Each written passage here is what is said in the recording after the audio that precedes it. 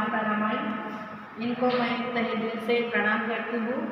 और यहाँ पर अपने स्नेहनगर में उपस्थित डॉक्टर बाबा साहब अम्बेडकर भवन में आज जो हमारे लिए धम्म देशना बंते जी ने यहाँ पर दी, उनका नाम तो मैं जानती नहीं, पहली बार अपनी मुलाकात यहाँ पर हुई है। बंते धम्मपुत्रा, भंते सिद्धार्थ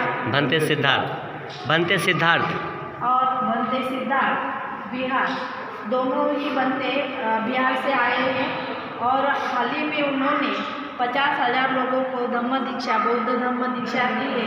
ये हमारे लिए बहुत ही सौभाग्य की बात है कि उनके मुख से हमें धम्म देशना सुनने को मिली। बंते हम 3 महीने से यहाँ पे वर्षवास का आयोजन किया है। हम बुद्ध और उनका धम्म ये किताब पढ़ रहे हैं।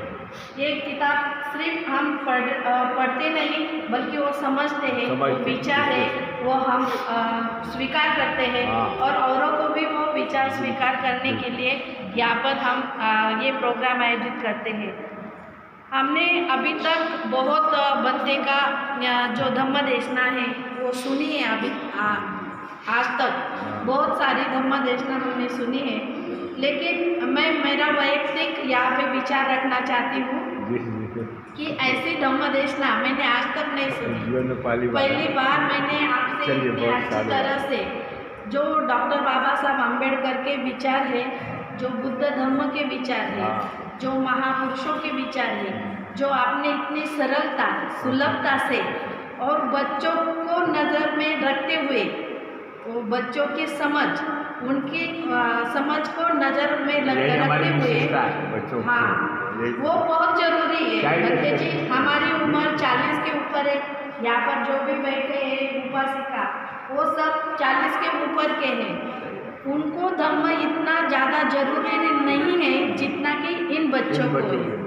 और इन बच्चों को उनकी समझदारी आपने ध्यान में रखते हुए आज जो यहाँ पर धम्म देशना दी है वो बहुत ही काबिल तारीफ है।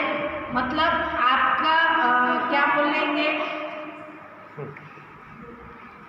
कौतुक हिंदी का आपकी प्रशंसा करने लायक हम नहीं है।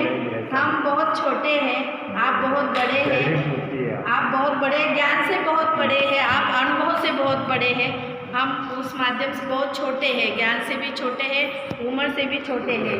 लेकिन आज जो हमने यहाँ पे ज्ञान प्राप्त किया है, निश्चित रूप से वो हमारे जीवन को सफल बनाने के लिए, हमारे बच्चों के जीवन को सफल बनाने के लिए, हमारे समाज को प्रगतिशील बनाने के लिए, हमारे राष्ट्र को प्रगतिशील बनाने के लिए बहुत बहुत मायने रखते हैं।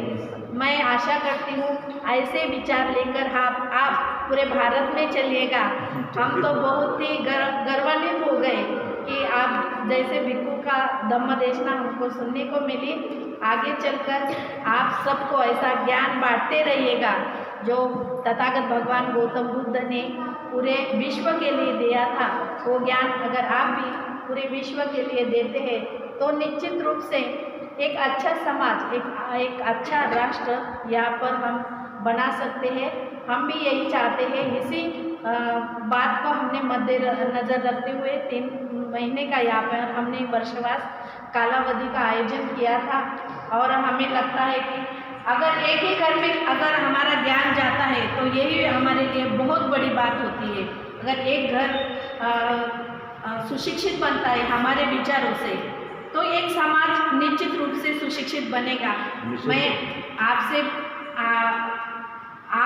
आपने जो हमारे लिए जो ज्ञान यहाँ पर दिया, तो मैं मेरे स्नेहनगर वासियों की तरफ से जो यहाँ पर उपस्थित है और जो नहीं भी है, जिन्होंने घर बैठ के आपकी धम्म देशना सुनी, उनके लिए भी उनकी तरफ से मैं आपको बहुत बहुत धन्यवाद देती हूँ।